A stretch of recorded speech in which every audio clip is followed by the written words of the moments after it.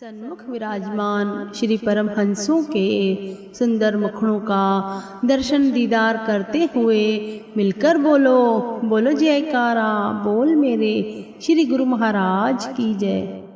गुरु का वचन साथ लो प्यारे, हो जाएंगे तुम्हारे वारे न्यारे। पकड़ ली बाह जब सतगुरु जी ने, तो फिर काहे का डर इस जग जीवन में, तो फिर काहे का डर इस जग जीवन में। गुरमुखों महापुरुषों का मिशन केवल धरती को बसाना ही नहीं होता, अपितु पग पग पर सेवकों को पथ विचलित होने से बचाना होता है। संत महापुरुष हमेशा ही गुरमुखों को सावधान एवं सतर्क रहने के लिए सत्मार्ग सुझाते हैं।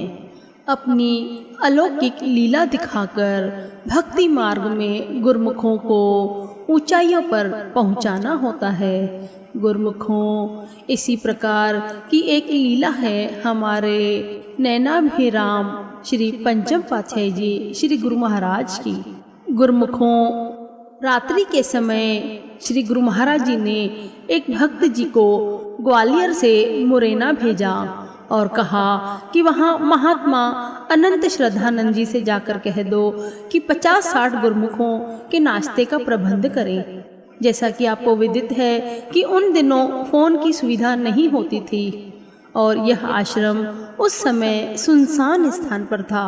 न कोई पास में दुकान, न मकान और न महात्मा जी के पास कोई भी सेवादार था। भोजन सामग्री लाने के लिए दुकानें बहुत दूर थी। महात्मा जी श्री आज्ञा सुनते ही रात्रि के लगभग 1 बजे नगर की ओर चल दिए। मार्ग में सोचने लगे कि इस समय मेरा आश्रम से बाहर निकलना उचित है या अनुचित। इस समय मुझे सामान कहाँ से मिलेगा? कोई चोर डाकू रास्ते में मिल गया तो मेरा तो काम ही तमाम हो जाएगा। अंतर प्रेरणा ने झकझोर कर रख दिया कि गुरु का शब्द रखवारे, चौकी चौगिरद हमारे। यह विचार दृढ़ हो गया कि मेरे श्री गुरु महाराज जी सर्वसमर्थ हैं। नाम शब्द का सुमरण करते हुए वे महात्मा जी 3 बजे नगर में पहुंच गए। आगे आटा चक्की की दुकान का दरवाजा खुला हुआ पाया। उन्होंने थोड़ा अंदर होकर आवाज लगाई तो चक्की वाला अचानक उठा और दरवाजा खुला देखकर घबरा गया। कहने लगा कि दुकान का दरवाजा कैसे खुल गया? कौन है, कौन है? महात्मा जी ने कहा कि घबराओ नहीं, मुझे अभी इसी समय आटा चाहिए। सोचने लगा कि हो सकता है कि संत सेवा का कार्य करने के लिए भगवान ने कोई करिश्मा किया हो। उसकी जान में जान आई और कहने लगा कि जितना चाहो ले जा सकते हो। उसके पास 10 किलो आलू पड़े थे, उसने वह भी दे दिए। महात्मा जी के पास कोई सवारी का प्रबंध तो था नहीं, स्वयं ही सामान उठाकर आश्रम की ओर चल दिए। दोबारा घी मसाले लेने के लिए महात्मा जी फिर से गए तो वापस आने में उन्हें देरी हो गई। महाप्रभु जी प्रातः लगभग 7 बजे मुरैना पहुंच गए। आधे घंटे पश्चात बस और पिकअप भी पहुंच गई। गुरमुख जन सवारियों से उतरकर आंगन में बैठ गए। श्री गुरु महाराज जी जब कमरे से बाहर आए तो उन्होंने देखा कि सब खाली बैठे हुए परस्पर बातें कर रहे हैं। एक कमरे के पुनर्निर्माण करने के लिए उसका मलबा छोटी छोटी डेरियों में पड़ा था। कुछ गुरमुखों को उसे एक जगह इकट्ठा करने का आदेश दिया और कुछ गुरमुखों को साथ लेकर लंगर बनाने वाले स्थान की ओर चल दिए। वहाँ पर आलू, आटा और लकड़ियाँ देखकर श्री गुरु महाराज जी ने फरमाया कि रोटी बनाने की सेवा शुरू करो।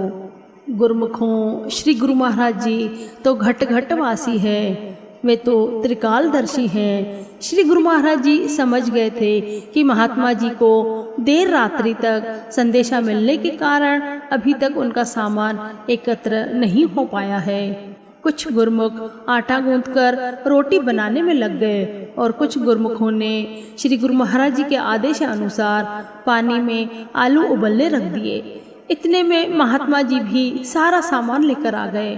श्री गुरु महाराज जी ने अपने कर कमलों से ही पतीले में घी और मसाले डाले। प्याज और टमाटर भी कच्चे ही काट कर डाल दिए। महात्मा जी ने दंडवत कर क्षमा मांगी और विनय की कि आज तो सब्जी का कोई स्वाद ही नहीं होगा, क्योंकि मसाला बनाए बिना सब कुछ कच्चा ही डाल दिया है। श्री गुरु महाराज जी ने फरमाया, महात्मा जी, प्रेम और श्रद्धा से एकत्र किए गए सामान से बनी यह सब्जी तो इतनी स्वादिष्ट होगी कि इसके जैसा स्वाद तो कहीं भी चखा ही नहीं होगा। इसमें लगन, सेवा तथा श्री आज्ञा का भाव भरा हुआ है। लंगर तैयार हुआ। उधर डेरियों का सारा मलबा इकट्ठा हो चुका था। श्री गुरु महाराज जी ने भोग लगाया और सब गुरुमुखों ने भोजन कर लिया। गुरुमुखों, श्री गुरु महाराज जी ने मुरैना से प्रस्थान करने से पहले सभी गुरुमुखों को सामने बिठाकर ये वचन फरमाए। गुरुमुखों की वास्तविक पूंजी सेवा व सुमिरन है। गुरुमुख जहाँ भी जाते हैं समय को व्यर्थ नहीं गंवाते, अपने लिए सेवा का साधन खोजते हैं। सत्पुरुषों की राहनुमाई में यह जान ही चुके हैं कि एक एक क्षण मूल्यवान है। यदि कहीं सेवा न मिले तो भजन करें। यह प्रत्यक्ष सबने देख ही लिया कि यदि पूरे सामान के आने तक भोजन न बनाते तो कितना समय व्यर्थ चला जाता। अत्यधिक देरी हो जाने पर यात्रा भी देरी से पूर्ण होती है। गुरुमुखों को अपने समय का मूल्यांकन करते रहना चाहिए और हर क्षण हर पल सतर्क एवं सावधान रहते हुए भक्ति की अनमोल संपदा को एकत्र करना चाहिए। यही सेवक का वास्तविक कर्तव्य है। गुरुमुखों, उसके बाद सभी सेवकों ने क्षमा मांगते हुए श्री चरणों में दंडवत प्रणाम किया। गुरुमुखों, ये सत्य है कि हिम्मत मर्दा तो मददे खुदा। जब जीव की खुद की हिम्मत होगी तभी भगवान भी मदद करते हैं। अभी जैसे कि आपने महात्मा जी को सुना और देखा कि किस प्रकार श्री गुरु महाराज जी के श्री वचनों पर चलकर उन्होंने न दिन देखा और ना ही आधी रात का समय देखा तो सिर्फ और सिर्फ श्री गुरु महाराज जी के वचन। गुरुमुखों, ऐसे प्रेमी ही गुरुमुख जन भक्ति पथ को प्राप्त कर सकते हैं। गुरुमुखों, श्री कबीर दास जी का भी वचन है कि जिन खोजा तिन पाया, गहरे पानी पेट, मैं बपूरा बूढ़न डरा, रहा किनारे बैठ। अर्थात जो प्रेमी जन भक्ति मार्ग को खोजते हैं वे ही उस रास्ते पर जा सकते हैं और उसी राह पर चलकर वे भक्ति मार्ग को प्राप्त कर सकते हैं।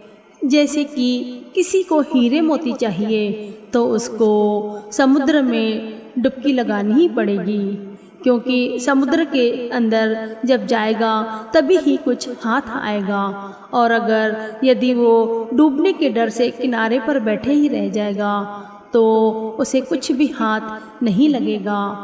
गुरुमुखों, ये तो है कि हीरे मोती की बात, पर श्री गुरु महाराज जी ने जो हमें नाम की अनमोल दात बख्शी है वो तो अनमोल है, वो तो हीरे मोतियों से बढ़कर है। क्योंकि गुरुमुखों, जब प्रेमी जन गुरुमुख जन श्री गुरु महाराज जी द्वारा दिए गए नाम की कमाई करते हैं तो हीरे मोती उनके चरणों में खुद ही आ जाते हैं, इसमें कोई शक नहीं है। अतः हम गुरुमुखों का भी यही फर्ज है कि श्री गुरु महाराज जी ने जो हमें नाम की शब्द की कमाई करने के लिए आज्ञा फरमाई है उसमें दृढ़ रहना है, और जो 5 नियम श्री गुरु महाराज जी ने बख्शे हैं उसमें भी गुरुमुखों हमें दृढ़ता लानी चाहिए। यही हमारे जीवन का असली मकसद भी है और असली